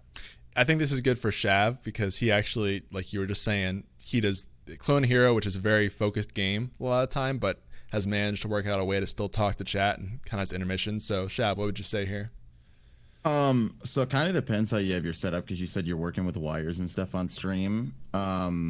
Really, if you're able to, just have like an entire screen with just your chat up in front of you would be cool. So you can just glance over, see what's going on. Right. I know some people, I mean, this is pretty sketchy. I wouldn't use it. Some people use TTS, at least to like their end. It doesn't play through the stream, but like if somebody speaks in chat, like text to speech, will read out the chat message to you.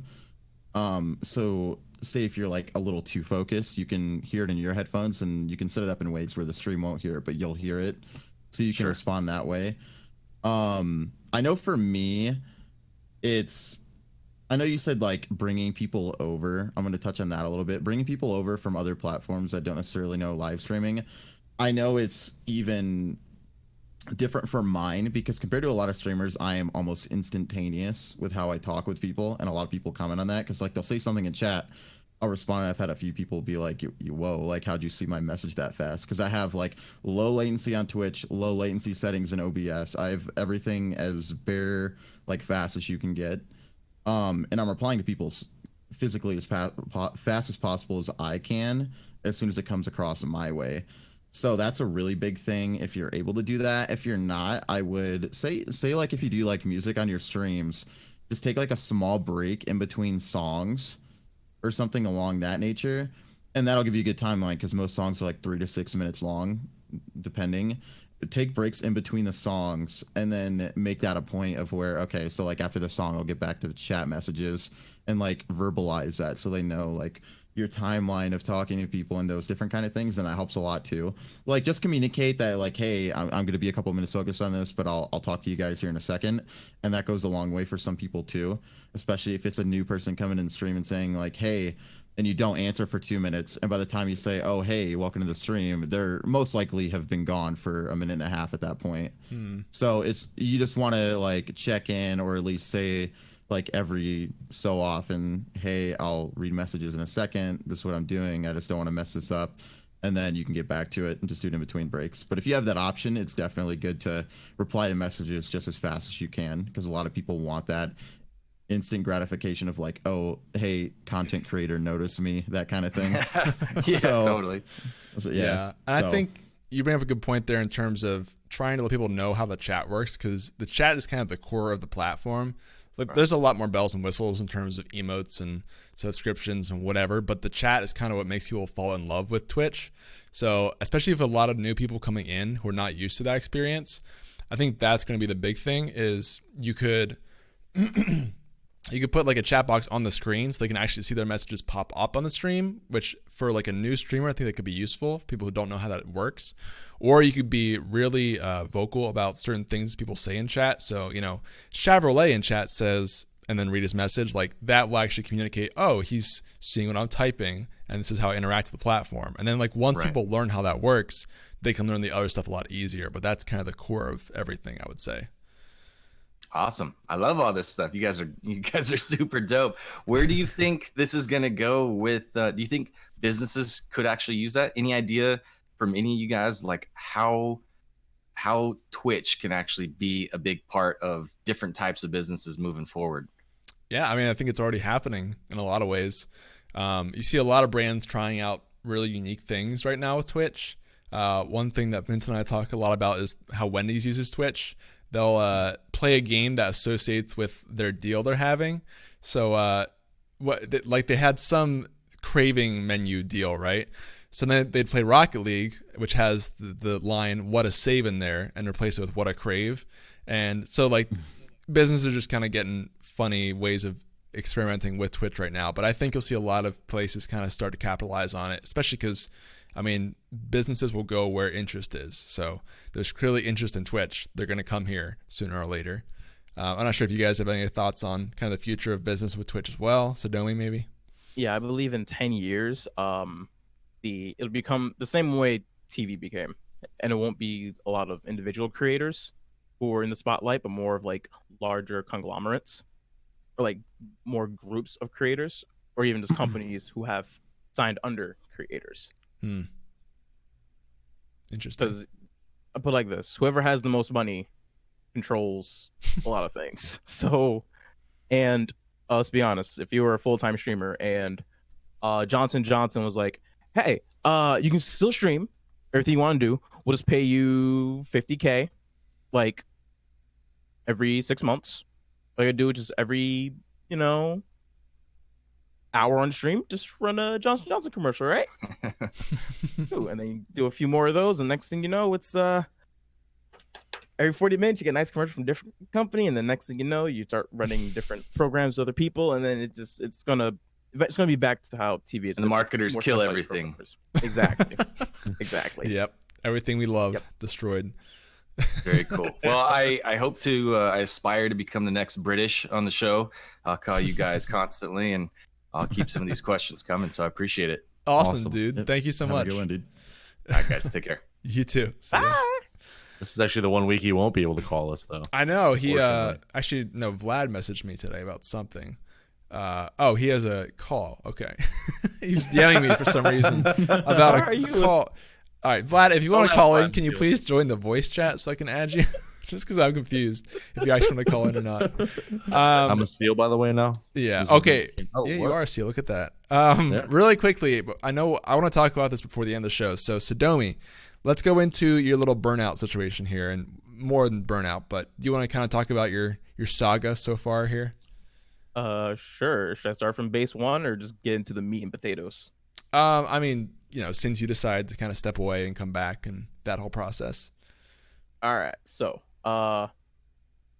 in short, I was streaming a lot, and I was kind of focusing on streaming. I started in 2017 until about the beginning of summer. It was like my number one priority in life. And I mean, like, number one, like life, everything else was second and below, like everything from my health to my relationship and definitely my jobs. That was like not even 10th. So, and so I'm just kind of, over time, I didn't realize how much I was kind of like losing myself and just other things in general. And so at one point, it got to a point where I was noticing nothing is going the way I wanted to go. And I was just miserable. I was at a job I hate. I got to a point where if I didn't have like a good stream or a stream I enjoyed, it was a bad day. And then going from that to the job I do not like, and then coming home and then hoping to do that again, it just ate at me. And so at some point I decided I'm just not going to stream for a little bit. That little bit turned into a little bit longer. And then as I started realizing, I don't want to say happier, but I felt more free in a way. Yeah, a bit more free in a way. So yeah, and then one thing I noticed too is, if you guys don't know Etika, Etika is a content creator on YouTube. He recently passed away. He took his own life. And I looked up to Etika as a content creator, and as, mind you, he wasn't like a perfect either, but neither am I. So it's kind of made it a bit more relatable. So for me, seeing the kind of road he was going down, and he was what you would call like successful or good at it. And here's me who's like stressing the same, like not the same amount, but stressing about this as well. Like, where am I going to go? Where is my brain going to take me? So then I was thinking, like, maybe I should probably move streaming down to, or just making stuff or just being online as a lot lower my life priority. And so I did that. I started working on just getting better at Rocket League, learning some video editing skills, do some freelance for that. Taking care of the house more, paying more attention to the dog. And it kind of taught me that when I'm not streaming, being productive is my second favorite thing like to be. Like, when streaming's good, streaming's great, it feels awesome. When it's not, it was horrible. At least for me, it was horrible. Hated it. And then it gets to a point where you're seeing people who you kind of don't want to see in your stream. You kind of feel like you have to do this thing. And kind of, if you keep doing so much of this over time, start feeling kind of married to streaming. And so maybe it was something I'm not meant to cut out for doing, or maybe it was something I needed to like take a step back and reprioritize things to make it so that streaming can be fun again, can be good again. I'm currently in the middle of trying to figure out where to make that lie. Okay. Both of those. So have you like committed to coming back to streaming, or are you still kind of filling it out? So I'm gonna get everything else taken care of first, because it's kind of rehabbing an injury, but this time it's like a brain injury. So you don't want to rush back. You want to make sure everything is working, everything is good. You want to start, instead of sprinting your first time back, you want to go for a light walk, then go for a light jog, then go for a very short run, then go for a medium-sized run, then a long run, and then keep going until you can get back up to full speed. Gotcha. You don't want to re-injure yourself again. Right. And I know you streamed once in the past week or two, just to kind of get your feet back in a little bit, I guess. Yeah, I streamed on my birthday, and that was fun. It was a nice welcome back, but I definitely understood why I wasn't enjoying it.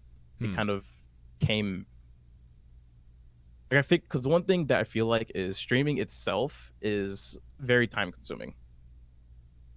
You don't realize how time consuming it is until you really step back and like, oh wow, I do this for 5 hours almost every day, and the time you spend thinking about it, and the inability for a lot of people, myself included, to clock out at the end of their streaming day.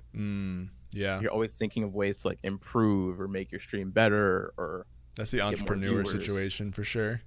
Exactly. You can't really go home and enjoy. Like, I haven't played a video game strictly to just enjoy a video game until I played Conan Exiles on my PS4 last week. And before that, it was finishing Persona 5, which took me a year and a half to beat. Gotcha.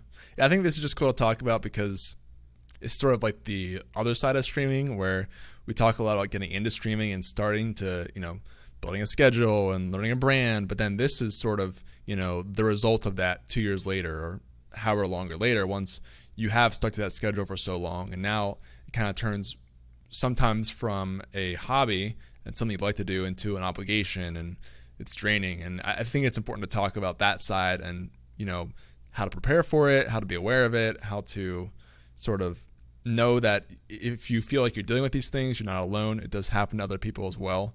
And I know Shav wanted to talk about this a little bit too, once Sodomi was bringing it up earlier. Shav? Yeah. So, I mean, I've kind of been doing it a little bit while moving. I think I took like a week off, mainly because like getting moving stuff out of the way, having to work around that and stuff. There's not really much time to do it. Also, like setting up a new setup, which I'm at now. I've got it all placed. But I did take like a 2-week break back a couple months ago. There was 2 of them actually. I took one because I got banned for joking in a friend's chat for joking I was 9 years old. So if you've heard that or seen that on Twitter, that was me. And that's also why I'm like pretty passionate about the whole Twitch double standard, but that's a whole nother conversation from earlier. And it's aside from that one and then my 2-week break, a lot of it was I do streaming because I like to help people out, and I have a lot of people that have come in my chat, or like even from like music production back like freshman year of high school, I've had a lot of people like, hey, I really like your stuff. It's helped me through hard times. Like that stuff means a lot to me. And so that's a lot of why I do it. And I'd like to make it serious. But when you take content creation serious, you have to think about numbers in the back of your head. And so when you get yourself too stressed about that, even subconsciously, then like Sodomi was saying, you relate that to like, oh, you're having a bad day. What am I doing wrong? Versus like, you know, the advice I gave earlier, you need to look at it long term instead of just 1 or 2 streams, and just be like, hey, like you're trending upwards even though you had like half your viewership you normally have today. Like this isn't something you need to look at as a whole like that. And sometimes you need to take like a week or 2 off even to like regenerate and kind of like look at why you do streaming anyway. Because I know that's for me, even like this past week, it's like, oh, like I miss it, I want to get back into it. And it's you just gotta kind of do those mental checks on yourself as well. Like I said last year, my huge like I want to say it was like a 5 or 6 month gap in between Mixer and Twitch. That was mostly because I wanted to focus on health. I was working out like 2 to 3 times a day, like morning, evening. I dropped from like 225 to 180 from like last July to the end of August. Like like a month basically. Wow. And that was because like I was super honed in, and I'm multi-track minded, but when I focus on something, I push everything aside to do that, and I do that a lot with streaming.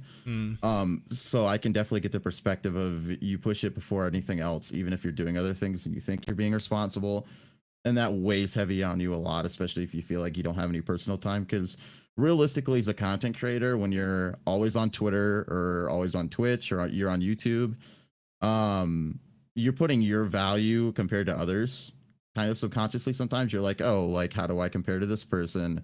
Or like I can't get off these platforms doing stuff because like I'm trying to talk to all these people and that kind of thing. So you're never really out of it, even when you are out of it, unless you just completely step away and you're like, all right guys, I'll be back in a couple days, that kind of thing.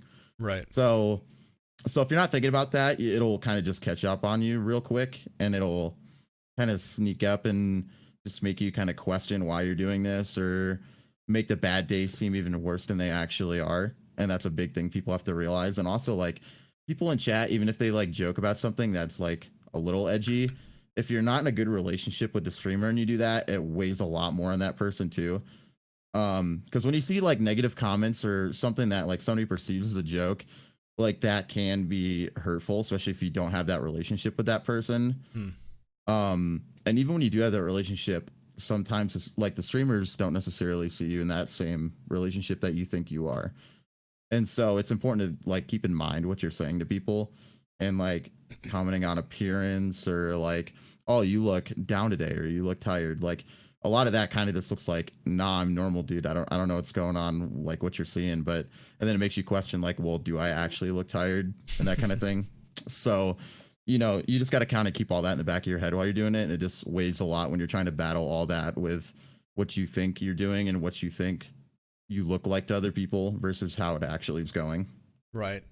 Yeah. And there's a lot to unpack there. I think, especially what you said about just putting so much of your identity in your stream at one point, and just, you know, you can never really get away from it. And Sodomi said the same thing, you know, even when you're not streaming, you're on Twitter, you're on YouTube, whether you're trying to network or learn from other people, or it's really easy to get sucked up into that and just really burn out from, you know, all the time trying to improve, even when you're not streaming. Just dedicate your life to that. Vel, do you have thoughts on this topic? Yeah.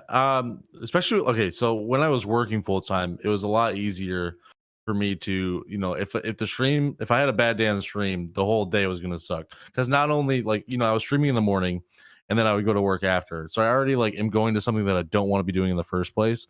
And the thing that I do like doing wasn't a good day. So like my whole day is going to be off. I'm going to be upset. My coworkers are going to notice. I'm not going to do the work that I need to do.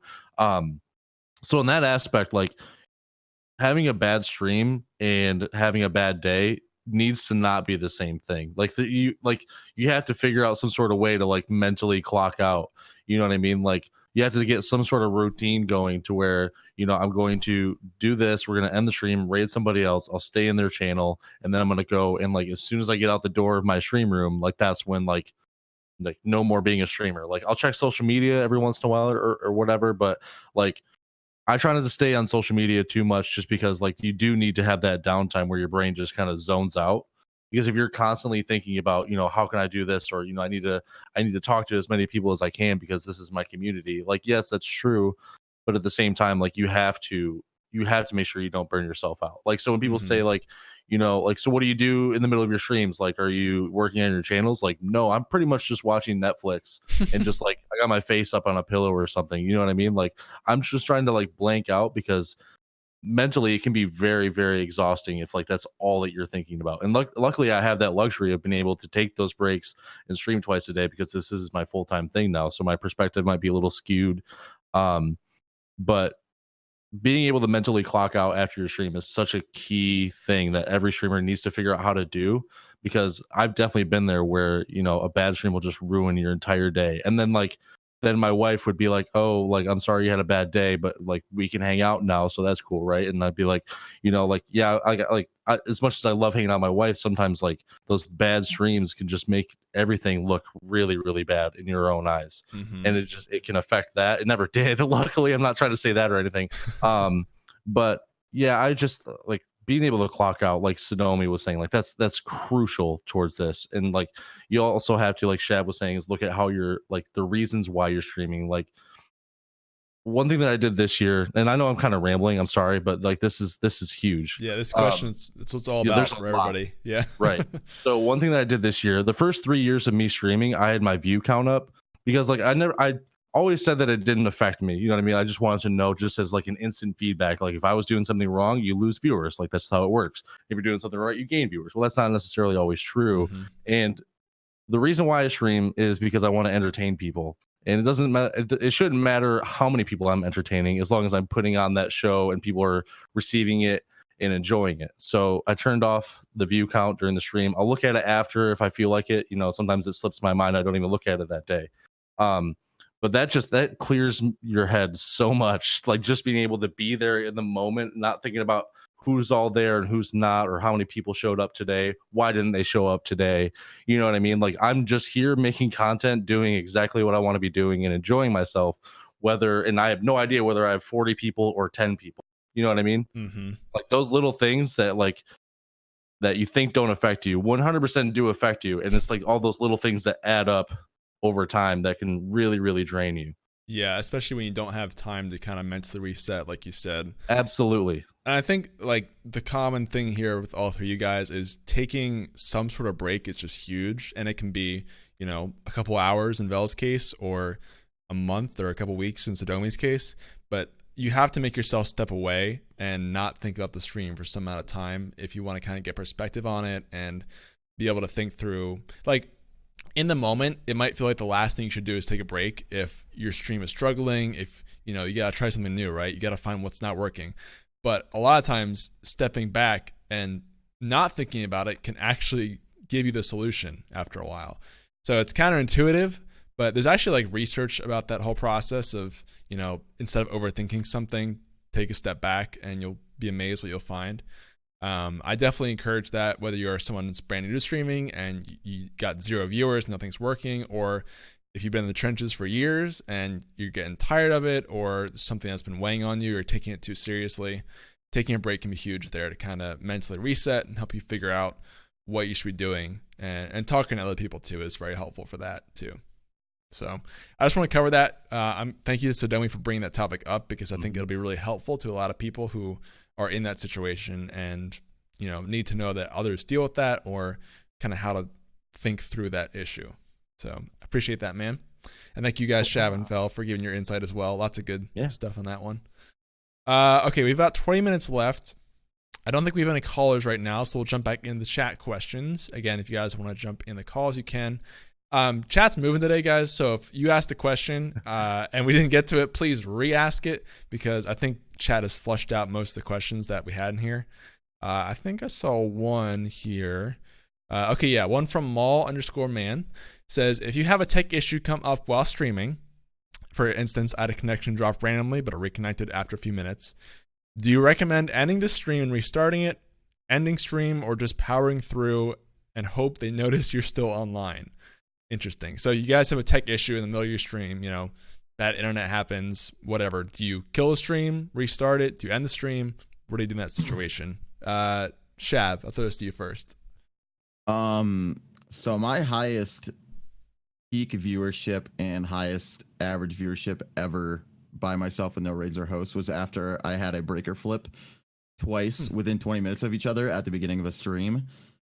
So looking at that perspective, I don't think you should look at tech difficulties as an issue with your stream, because if people want to be there, they're going to be there regardless, and they'll chill out. Like you say, like, as long as you post in chat and just be like, hey, like this happened, I'll be back in like 4 or 5 minutes, this is what's going on. And I think the Twitch reconnect screen is kind of useful for that as well, because it doesn't just like kill your stream, it's just got that thing saying like, hold up, we'll be back here in like a couple minutes.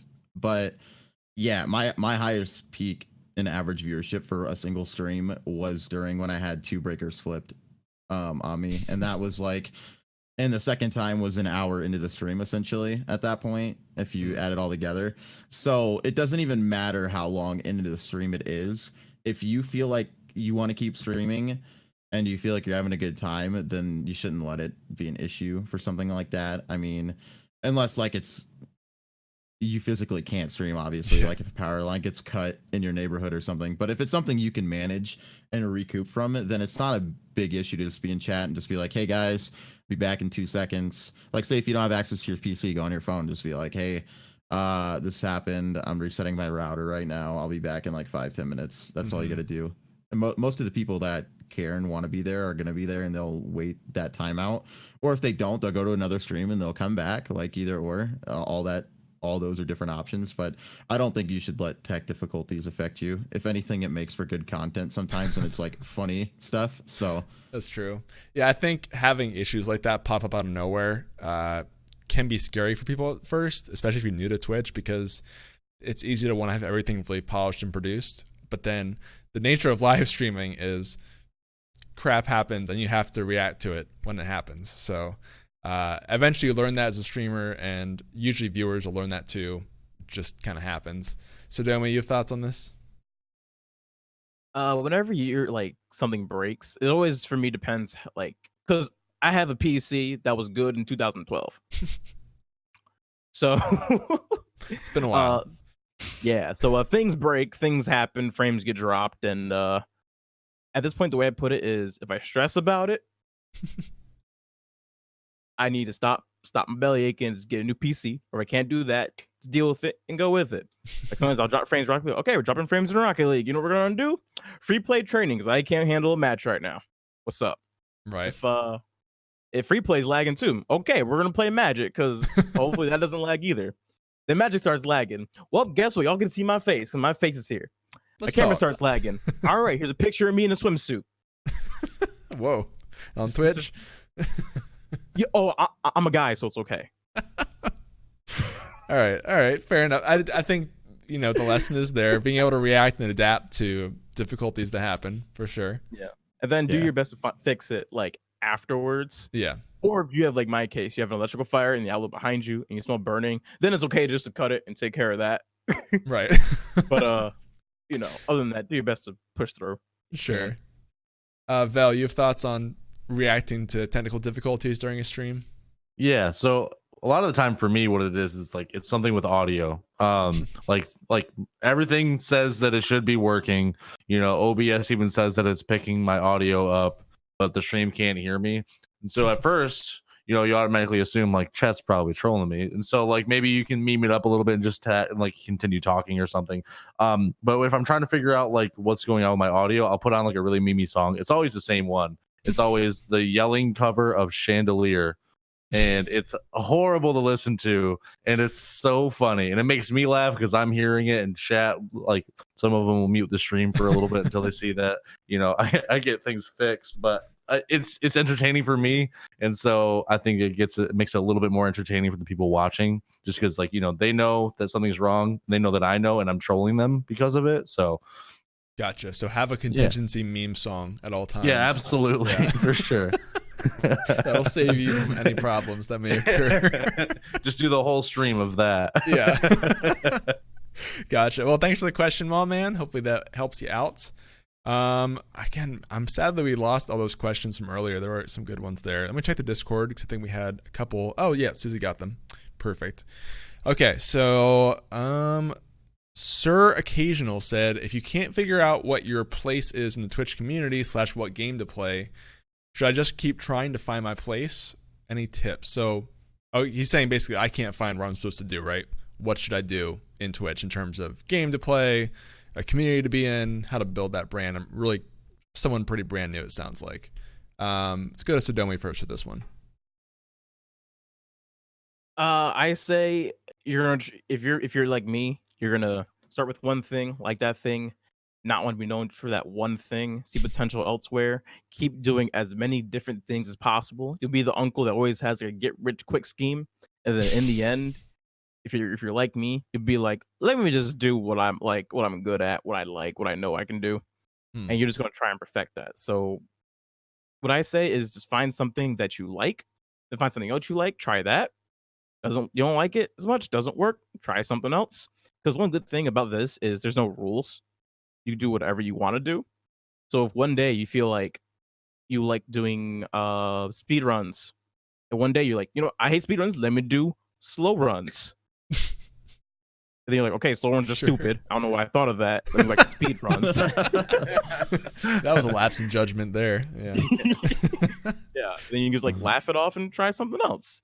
No, I think definitely experimentation is a huge thing, right? You should definitely always be willing to try out new things. If you haven't found something that you love and that you know is working, then definitely try out things that excite you or you see new opportunities in. Vel, what do you think about this topic? If you're trying to find where you kind of fit in, what would you say? I would say do whatever you're comfortable with. Like, play whatever game sounds fun to you. Don't do anything because, like, the viewers are there. Like, that could be, like, kind of part of it, but like we always say, it has to be that balance. You know what I mean? Like, if it's between like two different games that you both enjoy, but there's more viewers on this other one and you want to try that out, like, then go do that. That's totally fine. Don't play a game just because viewers are there. That's an issue. But play a game that you enjoy is huge because you'll be comfortable with that. That's a huge start to streaming. Like, the first game that I ever streamed was CS:GO. I did it for a really long time, and it worked out really well because I was able to figure out how to be a streamer because I already knew the game. You know what I mean? So I already knew how to play. I didn't have to focus on like learning two things at once, basically. So it helped me out quite a lot, to be honest. Now, like, looking back at it, it was like a really good decision. Even though it didn't really help me out in the long run as far as numbers, it helped me out as being a streamer and learning how to, just learning how to put on that show. But yeah, so start out with a game that you're familiar with, and just like ultimately, like, I think a really good piece of advice to give is just be yourself, which is like a really cliche thing to say, but there's no sense in me acting like Dr. Disrespect just because he blew up on Twitch a couple years ago because of his persona. There's no use in me trying to be anybody else but me. Like, I could be close to somebody else, like you might be able to compare me to something, and that's totally fine, but it's not because I'm trying to be like that. It's because I'm just being myself, and I'm just being really loud and eccentric about it. You know what I mean? So just being yourself and just showing off that you are having fun, and like, just be that entertainer that you want to be while playing the game that you want to play. Like that, like, if you're comfortable doing those two things, then you don't really need to worry about too much else. Like, the numbers are secondary. Like, they'll eventually come around if you're putting out quality content. Absolutely. I like that part that you mentioned too about using something you already know so that you can learn streaming. I mean, that's a good point, and I definitely, especially if you play a high skill game of some kind and you're just kind of used to it, that really helps you kind of stand out, because then you don't have to learn the game and learn how to stream at the same time. Yeah. You know one, and you can work on the other. That's a good point. Shav, you have thoughts on this? Yeah, kind of piggybacking off of Vel. look at what you like off of stream, like totally aside from anything. What do you like to do in your leisure time, and see how you could bring that to streaming. And that's a good like starting point to go from if you're new, or even if you're like experienced and you want to like branch out into different things. Say like you never stream Overwatch, but you love playing Overwatch off stream, especially with friends. So why don't you try tying that into your streams if you really want to try something new? I got really lucky with mine. So sometimes it is a big element of luck, like seeing what you can find. Like the Guitar Hero directory isn't very deep as far as like the amount of streamers any given day.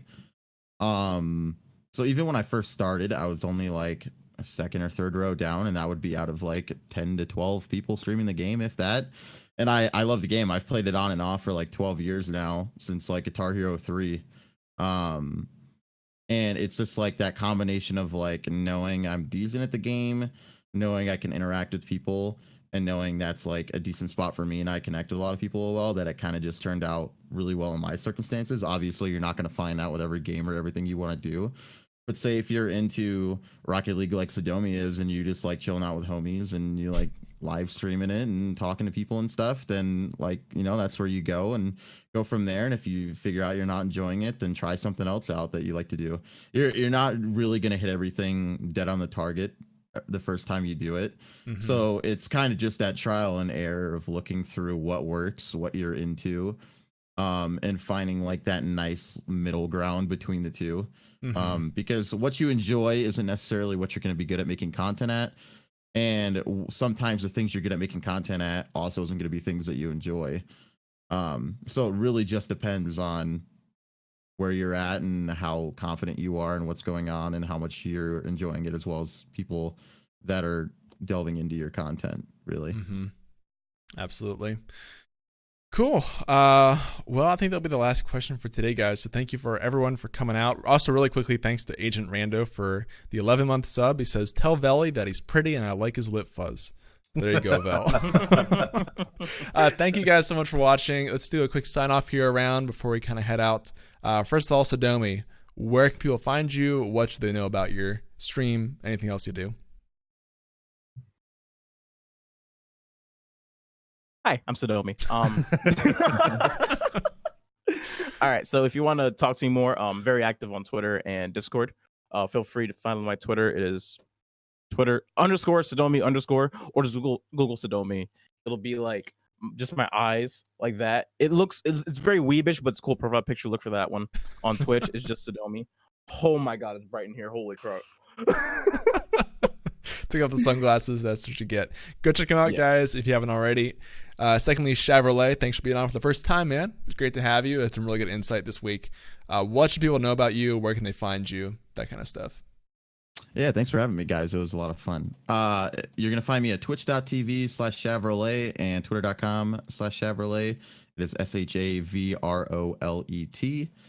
Pretty easy to find it. A lot of people compare it to the car, which I am not. So what? Definitely, wait, you're not a car. Yeah, yeah. So like Chevy cars. Yeah. Wait, why is he on the podcast again? I thought he was the car. Breaking news: Chevrolet is not a vehicle. Yeah. All right, cool. Go check him out, guys. Especially for like music stuff, Guitar Hero, Clone Hero. I'm a big fan of that stuff, so check him out.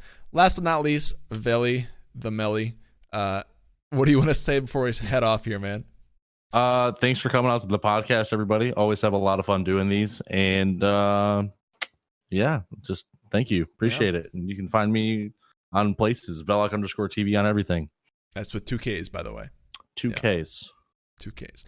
Guys, no show next week, just so you know. I'm going to be away on vacation, so we'll be back in 2 weeks. Whether you're listening to this offline or you're watching live now, come back here 2 weeks. We'll be here. Also, make sure you check us out on offline places if you haven't already. iTunes, Spotify, YouTube, any podcast hub. Just search for Twitch, StreamKey. You'll find us. This is our like 113th episode, so got a lot of stuff on there. And thank you guys so much for coming out and watching. Also, offline questions. If you have a question like earlier that you can't come out to the live show for, but you'd like to get asked, please join the Discord. You can ask there, or email, Twitter, any kind of contact method. We can get your show on here if you can't come out for the live show. But guys, that's going to do it for us for this week. So thank you guys for coming out. We'll see you in 2 weeks. And as always, Blaze up. Blaze up. Blaze up. Always blaze up.